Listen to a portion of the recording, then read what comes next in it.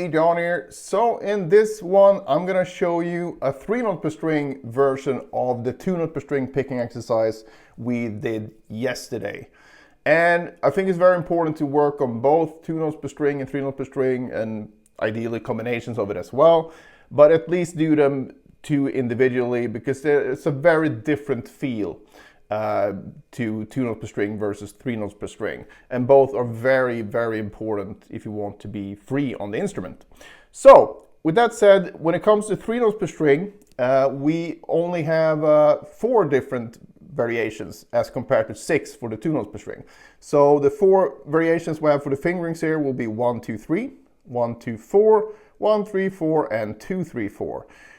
This is no one's favorite fingering, but a lot of people are so used to using 1 2 3, and if you don't work on this as well, your hand is going to be very unbalanced because you use these fingers a lot, whether you're playing a normal scale or whatever you're doing, basically.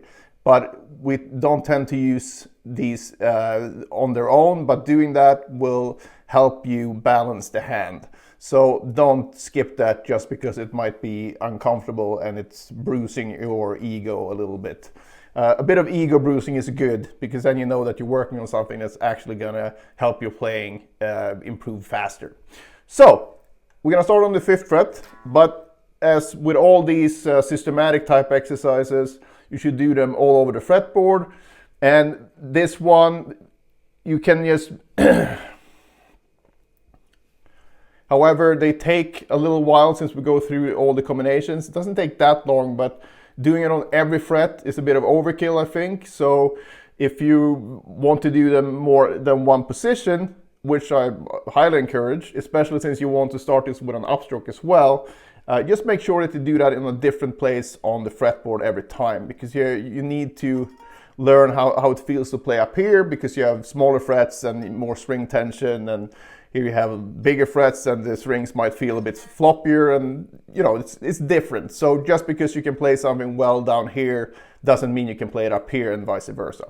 So with that said, starting on the 5th fret, and we're gonna always start here with these fingers on the 5th, 6th, 7th, and 8th fret.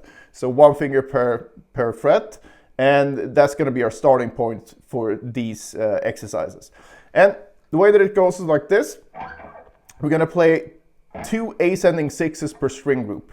So I'm gonna demonstrate this with 1 2 3 first. So we're gonna go 1 2 3 1 2 3 on the E and A string, strict alternate picking.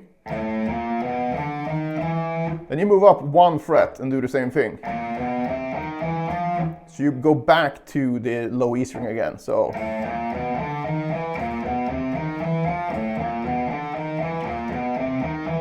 but we want to do it once, and once you've done that, you restart the whole thing again from the A string and from the 5th fret. Restart from the D string, G, and B. So all together.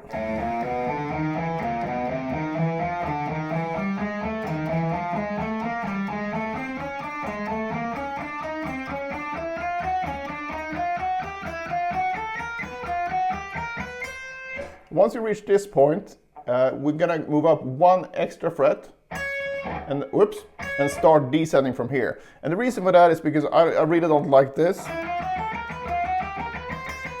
where you double pick a note, right? So I'd rather go, so there will be all individual notes. And also you get to work on shifting on the same string. That's also important.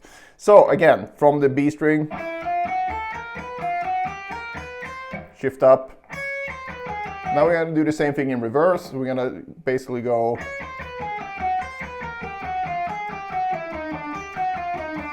just restarting on each string group.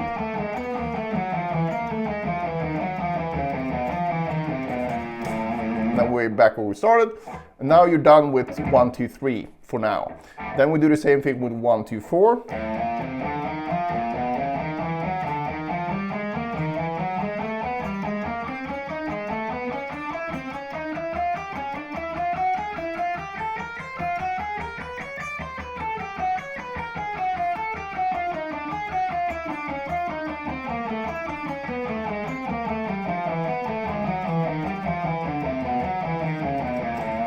then 1, 3, 4, and so on. But do it slow. You don't want to make any mistakes. I made got some strings ringing here. That's not a good thing. You want to do it slow enough that everything is perfect, right? So we do 1, 3, 4, for example.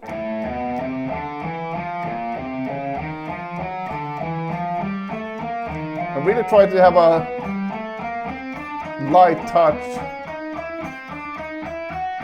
in the left hand and move quickly from note to note, basically using transition time to some extent at least. And I know these exercises sound kind of crappy, but you want to listen to the quality of the notes you're actually striking, right? So that these are very unmelodic in nature, but you can still focus on getting in whatever subjective opinion you have of what a beautiful sound is, right? So you will still need to work on that tone production. And that's basically a combination of how you fret the strings and how you strike the strings at the angle and how hard and all that stuff. But you gauge that by listening. And if you don't like the sound, try tweaking it a little bit. And then once you start liking the sound, then you know that you're good. But it's an ongoing thing, so you need to always be listening when you practice. All right, so the last one then will be 2, 3, 4. Then I start on this actual the 6th fret here instead of moving down like this. So the positioning will remain the same, the starting position, and that's going to be the same, whatever fret you're starting on. It's just to make it easier and not confuse yourself. So 2, 3, 4.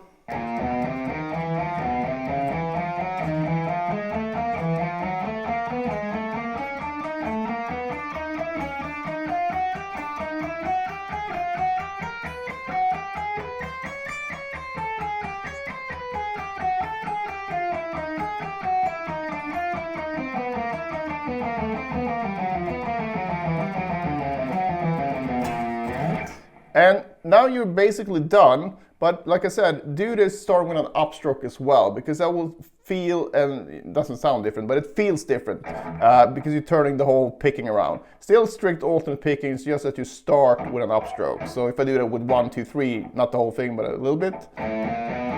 Up, up, up, up, up, and so on. But like I said, it's a good idea to do that at another fret so you can keep alternating that stuff.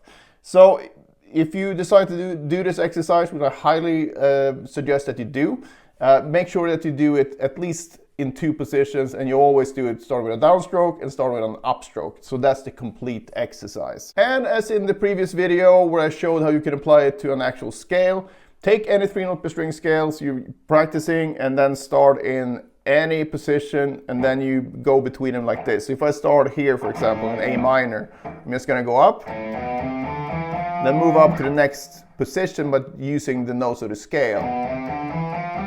Go back,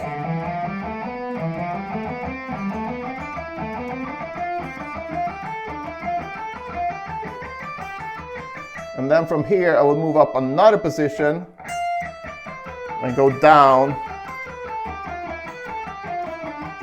basically going down in position 2 and 3 from where you started. So if this is position 1, this is 2, and this is 3, the way that this works out is that you do the ascending bit between position 1 and 2, dum, dum, dum, dum, dum, dum. And then when you come up here, since I don't want that double picked note, I move up here instead. So we get a 3rd position involved. So we're basically going to be descending in position 3, 2, 3, 2, and so on. So you're going to be covering, quite a big span for each of these exercises. So that's a good thing to try as well, but don't neglect the actual systematic mechanical practice exercise. It's so effective. That's why I so on you about practicing this way, because it really enables you to focus on the specific technique stuff, and you don't have to focus so much on where to put your fingers the whole time. You can really listen and hone in on your picking technique in this case. So practice both ways, but don't skip out on the systematic stuff if all you've done before has been scalar stuff. So I think both will help you get a more complete technique in the long run.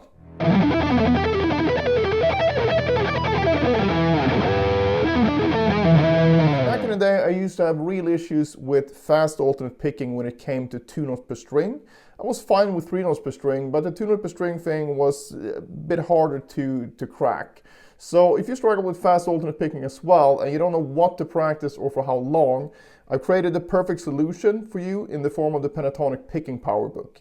So in this book, you'll find a daily workout that will not only help your pentatonic picking, but will also upgrade your overall alternate picking technique. So it contains basically the same exercises I use myself to develop my picking abilities, as well as numerous students over the years that I've given the same exercise to with great results. So I know these exercises work as long as you put in the work. So it's not a quick solution or quick fix. It will still take a lot of work, but at least you have a very easy to follow routine. So if you're up for a big alternate picking upgrade in 2024, I cannot think of a better start. It's $9 and I think it's very underpriced, but I did it that way just so as many people as possible could be helped by this.